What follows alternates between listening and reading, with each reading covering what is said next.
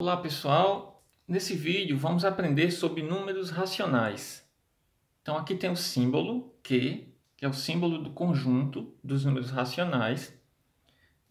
Por que Q? Vem da palavra quociente, o resultado de uma divisão, certo? Temos aqui três exemplos: 1,99, 0,1818 reticência, é um número infinito, e menos 10 sétimos. Então você observa que os racionais são números decimais e frações. Então, relembrando, o que são os conjuntos numéricos? Os números naturais, são aqueles que usamos para contar, representado pela letra N, né? Está aqui. Temos os números inteiros, são os positivos, negativos e o zero, representado pelo símbolo Z, né? Temos aqui eles. Menos 4, menos 3, menos 1, né? Menos 2, menos 1, 0. Aí depois vem mais 1, mais 2, mais 3, mais 4 e assim por diante. Você observa que os naturais estão contidos nos inteiros, né? A partir do zero são naturais. Então, números racionais são números que representam partes de um inteiro, ou seja, é todo número que pode ser escrito na forma de fração, forma fracionária. Aqui tem alguns exemplos. 8,5, você pode escrever na forma de fração, né?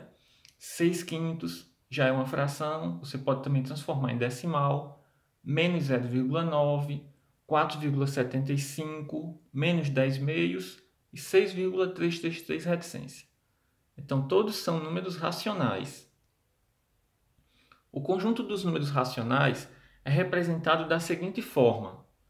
Então, pela letra Q, é toda fração escrita assim, A sobre B, onde A e B são números inteiros, com o denominador, que é o B, diferente de zero. Então, observações. 1. Todos os números naturais também são racionais, pois podemos escrevê-los na forma de fração. O número 5 é um número natural, correto? Você pode escrever na forma 5 sobre 1. Então, eu transformei ele em uma fração. 3, eu posso escrever como sendo 6 sobre 2, 6 meios. Se você dividir 6 por 2, dá 3, correto? Segunda observação. Todos os números inteiros também são racionais, pois podemos escrevê-los na forma de fração. Dois exemplos. Mais 12 é igual a mais 12 sobre 1. Menos 4 é a mesma coisa que menos 4 sobre 1. Terceira observação. Toda fração pode ser representada na forma decimal. Então, 1 meio, podemos dizer que é igual a 0,5. 9 meios, podemos dizer que é 4,5. Dividimos o numerador pelo denominador, para encontrar decimal. Vamos fazer aqui a divisão. 1 dividido para 2. Como 1 é menor do que 2, a gente coloca 0, no quociente e acrescenta um 0 no dividendo. Aí fica 10. Então, quantas vezes o 2 cabe no 10? 5 vezes, certo? Então, 5 vezes 2 dá 10. Para 10, o resto é 0. Agora, vamos dividir 9 por 2. Quantas vezes o 2 cabe no 9? 4, certo? 4 vezes 2 dá 8. 8 para 9, 1. Então, eu quero continuar a divisão. Coloco uma vírgula no quociente e um 0 no dividendo. Fica 10. Então, 10 dividido para 2 dá 5. Então, 10 para 10, 0, né? O resto. Então, é assim que faz a divisão do numerador pelo denominador. Mais uma observação. Todo número decimal pode ser representado na forma fracionária. Ao contrário agora. 0,6 eu posso escrever como sendo 6 sobre 10. 1,52 eu posso escrever como sendo 152 sobre 100. O numerador será o mesmo sem a vírgula.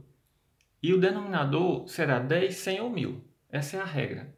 Então, mais exemplos. 0,2, eu observo que tem uma casa decimal, que é o que vem depois da vírgula. Então, eu vou escrever dessa maneira a fração. 2 décimos. porque como tem uma casa decimal, então é um zero. Colocamos 10.